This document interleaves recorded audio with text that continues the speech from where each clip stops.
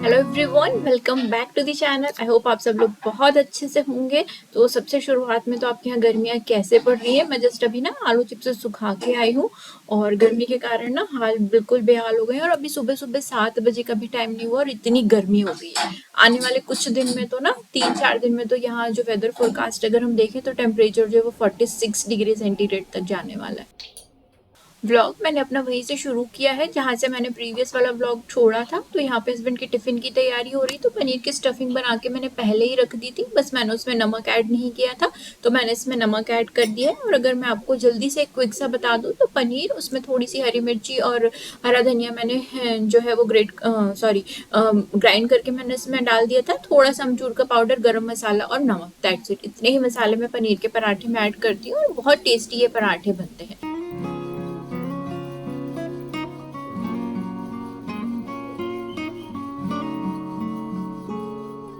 मुझे याद नहीं है कि शादी के पहले मैंने ना सिंपल पराठों के अलावा कोई पराठा कभी बनाया हो, लेकिन आज शादी के बाद मैं इतने तरीके के पराठे बना चुकी हूँ ना कि ऐसा लगता है कि पराठे बनाने में ना सही में मैंने एक मास्टरी हासिल कर ली है। मैं किसी भी तरीके का पराठा ना जो है अब वो बहुत अच्छे से बना लेती हूँ, और ये एक मेरे लिए तो एक बहुत बड़ी अचीवमेंट है, क्योंकि मुझे कुकिंग का बिल्कुल शौक नहीं था। लेकिन अब ये है कि मेरा बहुत सारा टाइम जो है ना वो किचन में कुकिंग करने में ही जाता है। कान्हा जी के लिए भी मैंने यहाँ पे पराठा सेक लिया है, तो ड्राई फ्रूट्स, दही और पराठे का भोग मैं कान्हा जी को लगाऊंगी और बाद में ना यही मेरा ब्रेकफास्ट हो जाता है।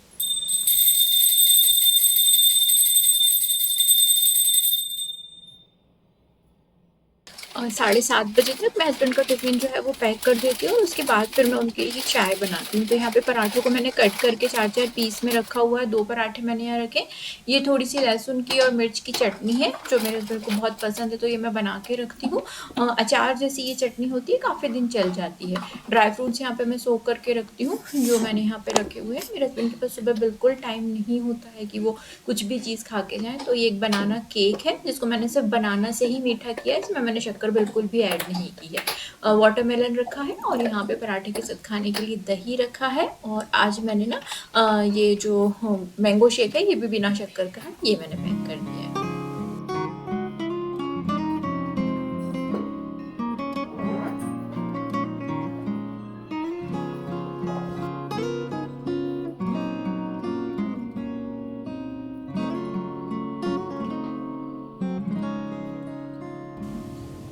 इतनी तेज धूप है कि ना कि चिप्स ना सूखने लगे और इनके किनारे जो है वो श्रिंक होने लगे हैं, तो 2-3 घंटे में ये बहुत आराम से सूख जाएगी।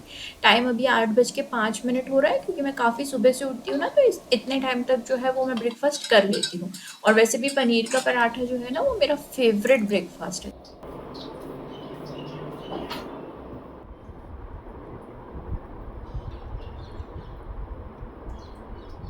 अभी जो है वो 8:30 का टाइम हो रहा है। ब्रेकफास्ट करने के बाद ना मैं पूरा किचन वगैरह क्लीन कर लेती हूँ। जो बर्तन हाथ से धोने के और डिश वॉशर में जो देने के हैं वो मैं अलग अलग करके ना उनको मैं धो लेती हूँ। और उसके बाद अब मैं 5 से 7 मिनट या 10 मिनट जो है रेस्ट, पहली बार होता है उठने के बाद जब मैं अपना फ़ोन चेक करती हूँ कि किसी का कोई मैसेज तो नहीं है।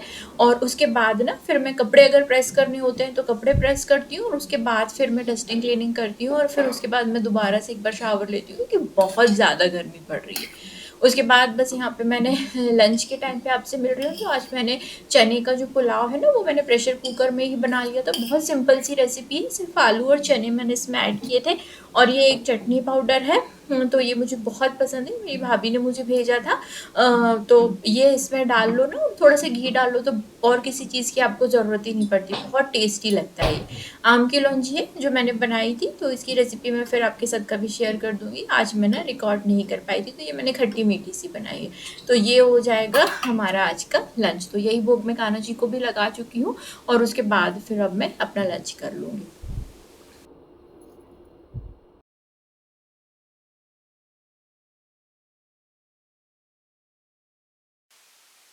तो अब यहाँ पे अचार के लिए मैं नमक मेज़र कर रही हूँ। तो मैंने जो 5 आम लिए थे ना, उनको तौल लिया था।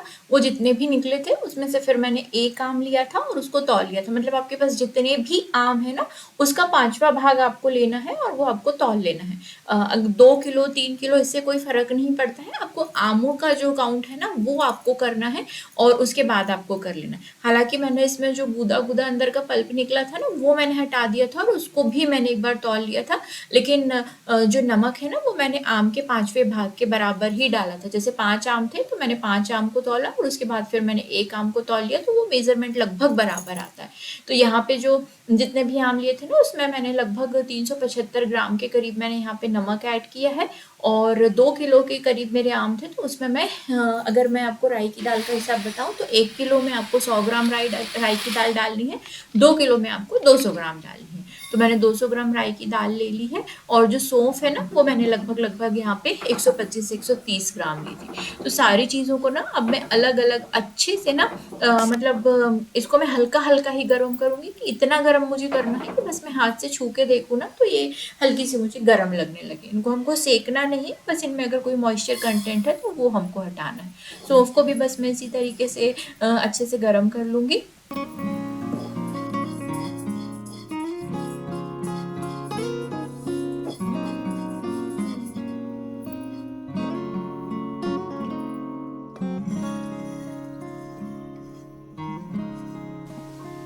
यहाँ पे अब मैं डाल रही हूँ मेथी। तो लगभग मैंने 3 टेबल स्पून यहाँ पे मेथी ऐड की है और इसको भी मैं हल्का सा ना ड्राई रोस्ट कर लूँगी। कुछ लोग इसमें खड़ा धना भी डालते हैं, लेकिन ऑथेंटिक जो अचार होता है ना, मारवाड़ी आम का अचार, उसमें जो धना है ना, खड़ा धना, वो नहीं डलता है। सौंफ के साथ ही ना मैंने मेथी को मिक्स कर दिया था। तो ये मसाले जो हैं ये बढ़िया से ठंडे हो गए हैं। तो पहले सौंफ को और इसको हम दरदरा से ना थोड़ा सा बारीक पीसेंगे। मतलब बहुत ज़्यादा मोटी सौंफ है ना, तो बहुत ही दरदरी होती है, क्योंकि मसाले फिर बाद में ना फूलते भी हैं। और इसमें से ना थोड़ी सी राई, मतलब इतनी सी जो राई है ना, उसको भी मैं पीसूँगी। बाकी जो राई की दाल है हम इस तरीके से खड़ी डालेंगे, इतनी सी को ना मैं इसके साथ मिक्स करके ना पीस लूँगी। तो चलिए पहले हम पीस लेते हैं इसको।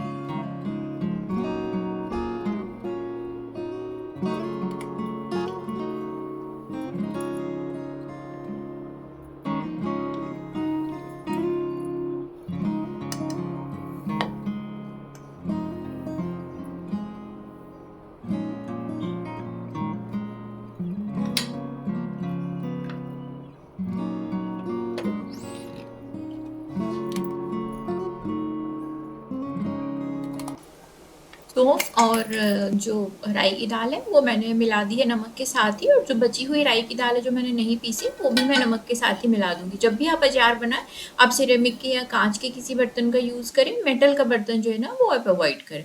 तो पहले ये जो भी मसाले हमारे सूखे, सौंफ, राई की दाल और नमक और मेथी, इनको हम अच्छे से ना मिक्स कर लेंगे। मेथी जो है वो भी सौंफ के साथ ना काफ़ी अच्छे से बारीक से पिस गई थी।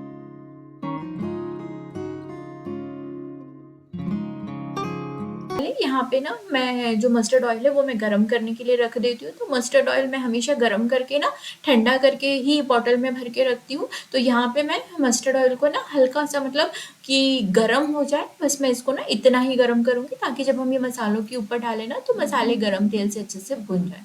तो जब तक ऑयल गरम हो रहा है, इसके बीच में हम यहाँ पे ना एक होल जैसा बना लेते हैं और इसमें हम बाकी के जो मसाले ऐड करेंगे। ये चीज़ें तो लगभग लगभग भुनी हुई है, इनको भूनने की कोई ज़रूरत नहीं है, मसाले हमको सेकने हैं। तो यहाँ पे ना मैं मिर्च डाल रही हूँ। तो मैंने लगभग ना 4 टेबल स्पून भर के यहाँ पे मिर्च ऐड की है। मिर्च मैं अभी कम डाल रही हूँ क्योंकि ना मिर्च से अचार ना अगर ज़्यादा दिन तक रहता है तो काला हो जाता है। तो यहाँ पे मैंने इसमें ना 2 टीस्पून कश्मीरी रेड चिली भी ऐड की है। और जब भी मिर्च को हम बड़े जार से एक छोटे जार में निकालते हैं ना, तो अगर हम उसमें उस टाइम पे थोड़ी सी मिर्च और ऐड कर दें तो उसका रंग हमेशा बहुत अच्छा बना रहता है। अचार के हिसाब से यहाँ पे मैंने हल्दी ऐड की है। तो 4 टेबल स्पून भर के हल्दी ऐड की है मैंने।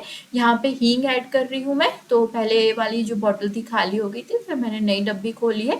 तो ये कंपाउंड हींग है, तो इसमें थोड़ा बहुत आटा वगैरह मिला होता है ना, तो उतनी अच्छी फ्रेगनेंस इसकी नहीं होती है, इसलिए मैंने लगभग 2 ढाई टी स्पून ना भर के यहाँ पे हींग ऐड की है। यहाँ पे तेल जो है ना वो गरम हो गया है, गुनगुना से थोड़ा ज़्यादा गरम आपको करना है मीडियम फ्लेम पे, और उसके बाद फिर ना थोड़ा थोड़ा आपको मसालों में ऐड करते जाना है ताकि मसाले जो है वो सिक जाए। तेल इतना भी गरम नहीं होना चाहिए कि जो हल्दी और मिर्च और हींग वगैरह है ना वो तेल डालते साथ ही आपका जल जाए। तो थोड़ा थोड़ा आपको यहाँ पे तेल ऐड करना है। तो अभी जो मैं इतना तेल आप इसमें डालेंगे कि मसाले ना बस अच्छे से तेल में मिक्स हो जाए।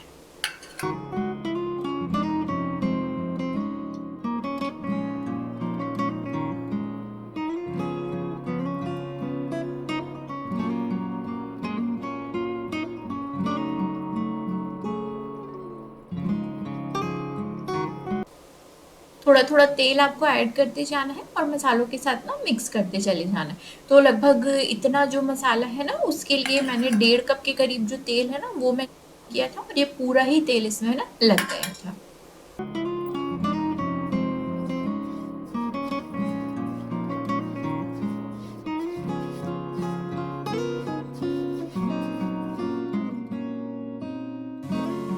जब आप मसाले में तेल मिक्स करते हैं फिर आप जिसको ठंडा होने के लिए छोड़ते हैं ना तो ये अच्छे से तेल को एब्जॉर्ब कर लेते हैं और मसाले जो हैं वो फूल जाते हैं। इसलिए शुरुआत में मैंने आपको कहा था कि मसाले ना दरदरे से आपको थोड़े से बारीक पीसना है ताकि जब वो फूलेंगे ना तो वो दरदरी वाली जो इनकी टेक्सचर होती है ना वो आ जाती है। तो यहाँ पे देखिए अभी आपको बिल्कुल हल्का सा तेल इसमें ज़्यादा लग रहा होगा, लेकिन अब मैं इसको ठंडा करने के लिए बिल्कुल छोड़ दूंगी। तो इसका जो तेल है ना वो पूरा जो मसाले हैं वो एब्जॉर्ब कर लेंगे। आपको इसमें इतना ही तेल डालना है कि मसाले बस अच्छे से ना इसमें मिक्स हो जाएं।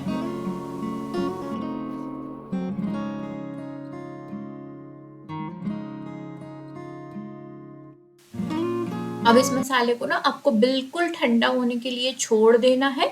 तो आप चाहें तो रात में मसाला बना लीजिए और फिर ढक के रख दीजिए, फिर आप सुबह उसमें जो है बाकी की प्रोसेस कीजिए। मैंने ना इसको लगभग लगभग शाम के समय बनाया था और फिर पंखे के नीचे रख दिया था, तो 3-4 घंटे में ना ये बहुत अच्छे से ना ठंडा हो गया था। बीच बीच में ना आपको उसको 1 से 2 बार चला देना है ताकि ये जल्दी से और भी अच्छे से ना ठंडा हो जाए। यहाँ पे मसाला बिल्कुल अच्छे से ठंडा हो गया है और ये देखिए ये आम है।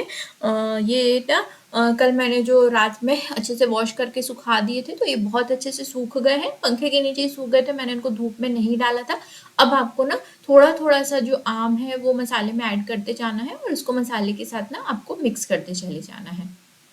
आपको ध्यान रखना है कि आम जो है वो बिल्कुल भी गीले नहीं होने चाहिए, नहीं तो आपके जो अचार है ना उसमें फफूंद लग सकती है।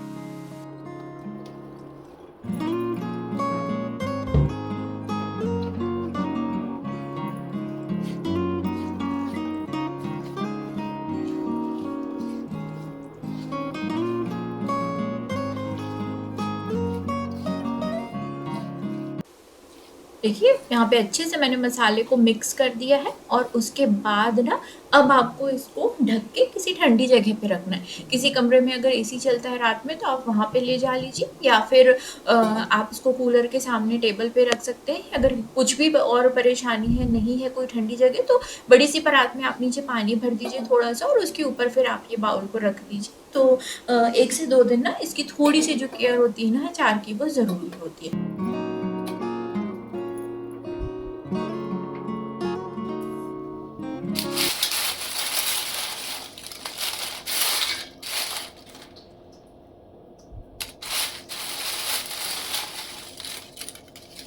चलिए यहाँ पे चिप्स देख लेते हैं। चिप्स 3-4 घंटे में ही सूख गए थे, तो फिर मैंने इस तरीके से परात में करके जहाँ फिर धूप आती है वहां पे रख दिया था, तो ये और भी अच्छे से ना कड़क हो गए, तो बहुत अच्छे से सूख गए हैं। और अब ये अब ठंडे हो जाएंगे तो मैं इनको भर दूंगी एक बॉक्स में।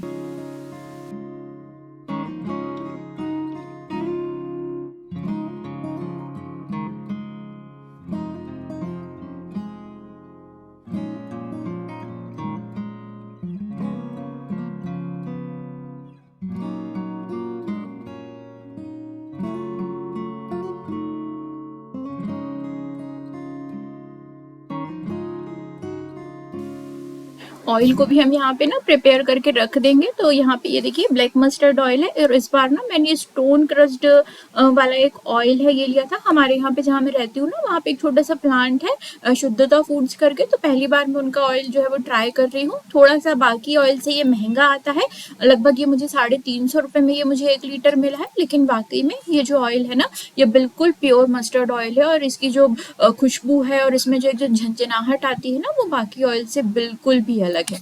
तो बस इसको मैंने एक ना पतीले में निकाल लिया है, और इसको मैं अच्छे से गर्म कर लूंगी तेल को, और ठंडा होने के लिए मैं इसको छोड़ दूंगी।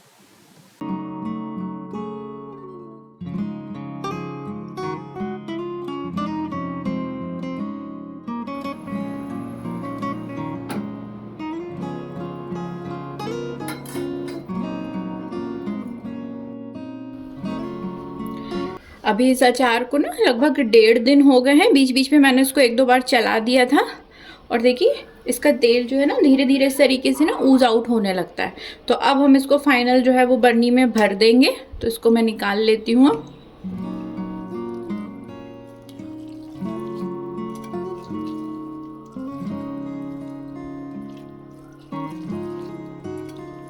शुरुआत में ना अभी इसमें नमक जो है वो थोड़ा सा ज़्यादा लगेगा, क्योंकि अभी हम इसमें तेल भी डालेंगे।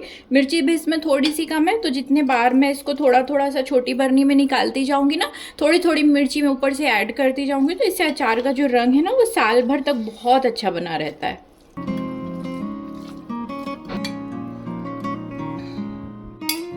इस बॉटल को मैंने बहुत अच्छे से ना धो के धूप में सुखा लिया था, और अच्छे से मैंने पोंछ लिया। बिल्कुल इसमें ना मॉइस्चर का कंटेंट नहीं होनी चाहिए।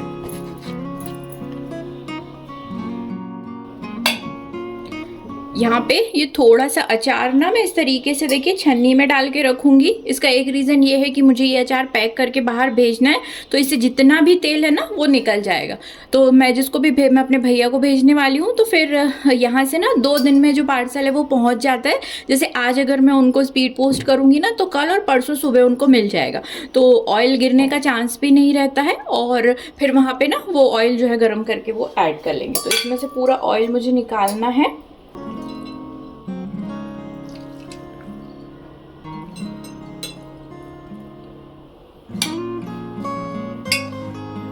इसको अभी मैं रख दूंगी साइड में। देखिए इसमें से ना धीरे धीरे करके जो ऑयल है वो नीचे निकलने लगा है।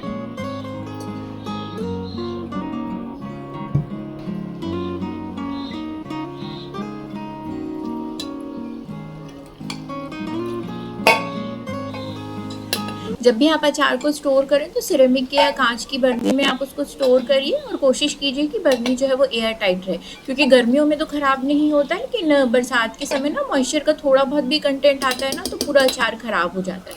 इसीलिए हमेशा ना कांच की एयर टाइट बर्नी जो है वो अचार भरने के लिए सबसे ज़्यादा यूज़फुल होती है। मैंने ये बर्नी जो है वो अमेज़ॉन से ली थी, 2 का सेट है, और काफ़ी ज़्यादा क्वान्टिटी में ना अचार इसमें आ जाता है। अब अचार में हम तेल डाल देंगे, तो ये तेल एकदम अच्छे से ठंडा हो गया है। आप चाहें तो मूंगफली के तेल में भी अचार बना सकते हैं, या तेल के तेल में भी। मस्टर्ड ऑयल में अचार ना लेकिन बहुत स्वाद बनता है। तो ऑयल आपको इतना भरना है कि जो अचार है ना वो काफ़ी अच्छे से डूब जाए। मतलब ऑयल जो है ना अचार के ऊपर लगभग हाफ से लेके 1 इंच तक ऊपर जो है ना तेल की परत आपको दिखनी चाहिए। अगर आप इस तरीके से रखेंगे ना, और नमक अगर आपने परफेक्ट डाला होगा, तो अचार जो है वो आपका सालों साल खराब नहीं होता है। इस अचार को ना तो अब आपको धूप में रखने की ज़रूरत है, और ना ही अब आपको इसको चलाने की ज़रूरत है। बस जब भी आप अचार निकालें ना, आप जो भी स्पून का यूज़ करें, तो आपको ये मेक श्योर करना है कि वो बिल्कुल अच्छे से सूखी हुई हो, और आपके हाथ भी ना बिल्कुल अच्छे से सूखे हुए हो। तो आपका जो ये अचार है ना, ये सालों साल खराब नहीं होगा।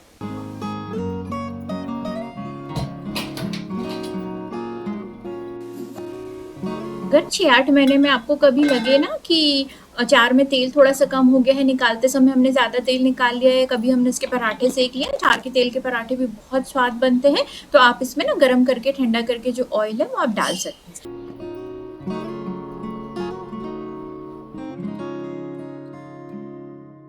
अब जो तेल बचा हुआ है मस्टर्ड ऑयल, उसको मैं रोज़ के यूज़ के लिए अपनी रोज़ की बॉटल में भर के रख लूँगी।